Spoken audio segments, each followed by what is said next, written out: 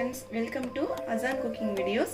இன்னைக்கு நம்ம பார்க்க போற ரெசிபி cauliflower fry. இது எப்படி செய்யறது பார்க்கலாம் வாங்க. cauliflower fry செய்யிறதுக்கு முதல்ல நான் சின்ன சைஸ் cauliflower எடுத்து வச்சிருக்கேன். அதை வந்து சின்னதா இந்த மாதிரி கட் பண்ணிட்டு அதை சுடுதண்ணில போட்டு நல்லா உப்பு மஞ்சள் தூள் போட்டு நல்லா ஒரு கொதி வந்தவனே ஆஃப் பண்ணி இந்த மாதிரி பாயில் பண்ணி எடுத்து வச்சிருக்கேன். இப்போ ஃப்ரை செய்யிறதுக்கு முதல்ல 1 டேபிள்ஸ்பூன் இஞ்சி பூண்டு ஆட் பண்ணிக்கிறேன்.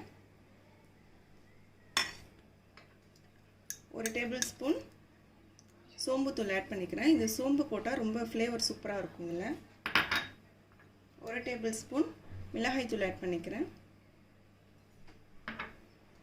1/2 டேபிள்ஸ்பூன் கரம் மசாலா ஆட் பண்ணிக்கிறேன். தேவைக்கேற்ற மாதிரி உப்பும் ஆட் பண்ணிக்கிறேன். 1/4 டேபிள்ஸ்பூன் மாதிரி பட்டை கிராம்பு ஏலக்காய் அந்த பொடியை ஆட் பண்ணிக்கிறேன்.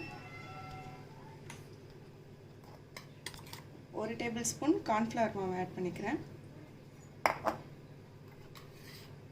1/2 டேபிள்ஸ்பூன் அரிசி மாவு ஆட் பண்ணிக்கிறேன். ஒரு 1/2 லெமனை இது மேலே பிழிஞ்சு விட்டுடலாம். இப்போ இது எல்லாத்தையும் நல்லா மிக்ஸ் பண்ணி விட்டுக்கோங்க.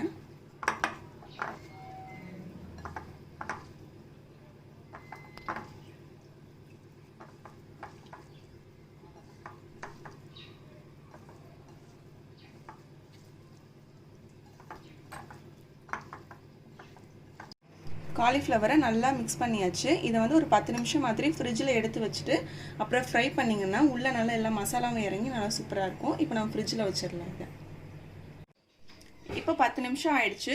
நம்ம காலிஃப்ளவரை ஃப்ரை பண்ணிக்கலாம். அதுக்கு ஒரு பேனில் தேவையான அளவு எண்ணெய் ஊற்றி வச்சுருக்கேன். இப்போ நம்ம காலிஃப்ளவரை எண்ணெயில் போட்டுருவோம்.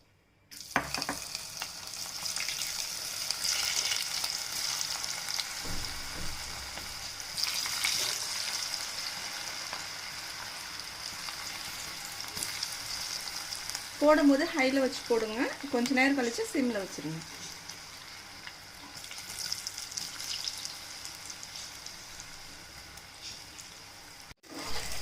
காலிஃப்ளவர் நல்லா ஃப்ரை ஆயிடுச்சு. இப்போ நம்ம ஒரு பிளேட்டில் இதை மாற்றிக்கலாம்.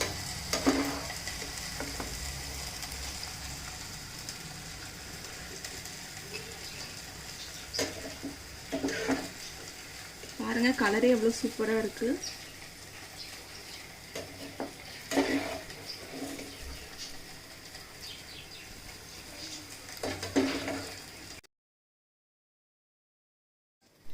ரொம்பவே சூப்பரான காலிஃப்ளவர் ஃப்ரை ரெடி ஆயிடுச்சு. இந்த ரெசிபி உங்களுக்கு பிடிச்சிருந்துச்சுன்னா லைக் பண்ணுங்க, ஷேர் பண்ணுங்க, சப்ஸ்கிரைப் பண்ணுங்க, மறக்காம பெல் பட்டனை கிளிக் பண்ணுங்க. Thank you for watching.